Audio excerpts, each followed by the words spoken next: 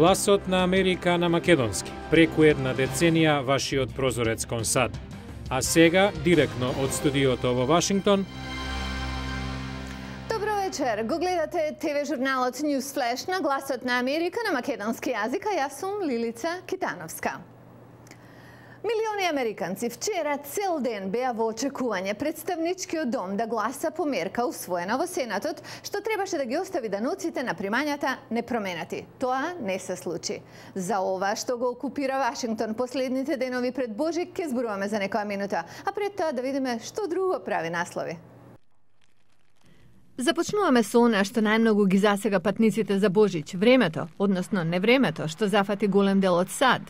Додека во Вашингтон е околу 15 степени Целзиусови, невообичаено топло за првиот ден на зимата, Националната метеоролошка служба јавува за снежно невреме што било причина за најмалку 6 смртни случаи. Парализирани се и главните патни правци низ 5 сојузни држави. Во Ново Мексико регистрирана е снежна покривка од 60 сантиметри. Во делови од Колорадо се јавува за снежни наноси од 3 метри. Снегот сепак е донекаде добра вест за области како Оклахома и Тексас, кои долги месеци страда од суша. Астрономите со помош на телескопот Кеплер откриле 2 планети големи колку земјината топка на огромна оддалеченост од сончевиот систем. Во соопштение на Американската агенција за вселенски истражувања НАСА се наведува дека ново откриените планети наречени Кеплер 20e и Кеплер 20f се со карпеста површина исто како она на земјата. Тие кружат околу главна звезда слична на сонцето наречена Кеплер 20. Вселенското летало Сојуз со руски, американски и холандски член на посадата замина за меѓународната вселенска станица лансирана од космодром во Казахстан. Треба да пристанат на вселенската станица во петок. Тројцата на руското вселенско возило ќе им се приклучат на тројца други кои се веќе таму. Сите тие заедно ќе останат да работат на станицата до март. Милиони американци може да видат како нивните даноци растат откако народните пратеници во представничкиот дом решија да не гласаат по мерката за привремено продолжување на намалувањето на даноците на платите. Со гласови 229 спрема 193, законодавците од представничкиот дом во вторник гласаа да го остават настрана предлогот и да побараат формална конференција со Сенатот за да работат на пеглање на разликите. Предлог документот, усвоен од Сенатот, го продолжи намалувањето на даноците на платите за 2 месеци, но републиканците велат дека сакаат продолжување од цела година. Потегот го разлути председателот Барак Обама, кој ги критикуваше републиканците од представничкиот дом за играње политика. Видов денес како еден од републиканците во представничкиот дом го нарече ова што тие го прават покер со голем влог. Тој е во право за големиот влог, но ова не е покер. Ова не е игра. Ова не треба да биде политика како што обично се води, зашто во овој момент опаровувањето е кревко, иако се движи во вистинска насока.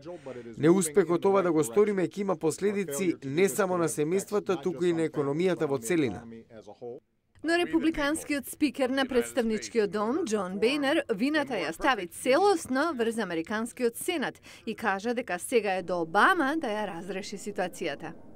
Следниот чекор е јасен. Мислам дека председателот Обама треба да ги повика сенатските демократи да се вратат во сесија, да организираат конференција и да седнат и да го решат овој документ колку е можно побрзо.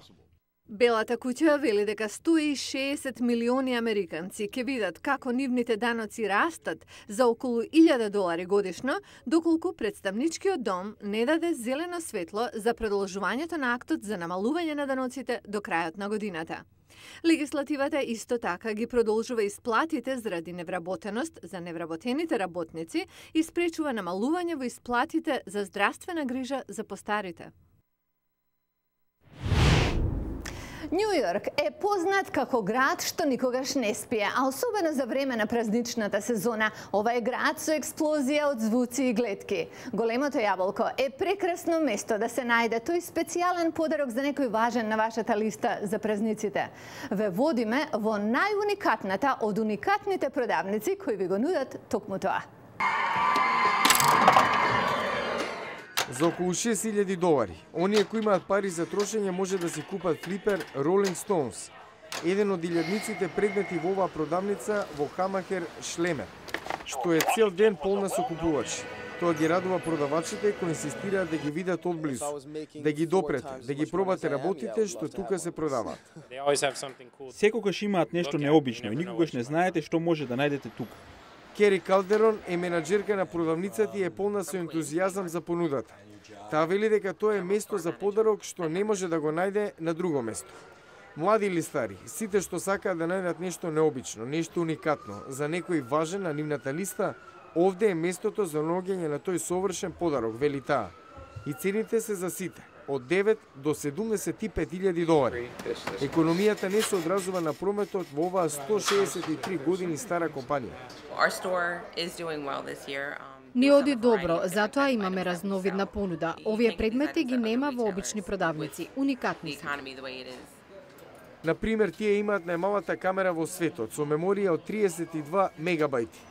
Овој така наречен Lean Mean Green Machine доаѓа со мотор и 3 тркала, но чини колку современ луксузен автомобил. А ова може и да сте го слушнале.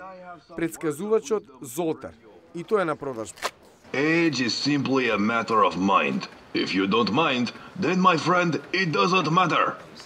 Золтар комбинира хумор со фантазија како и повеќето другите производи за оваа празнична сезона. За некои од купувачите доаѓањето овде е како да го живеат повторно детството, како да се во светот на бајките, што е сосема пригодно за сезоната на подарување. Marriott International, гигант во хотелиерската индустрија, 39 години беше под палката на еден човек. Не пропуштајте го News Flash. Утре ќе ви кажеме како размислува J.W. Marriott, кој почнал со масичка за продавање лимонада и стигнал до врвот. Утре во News Flash, грижете се добро за вашите вработени, за тие да се грижат добро за гостите, вели хотелиерот која расшири империјата низ цел свет.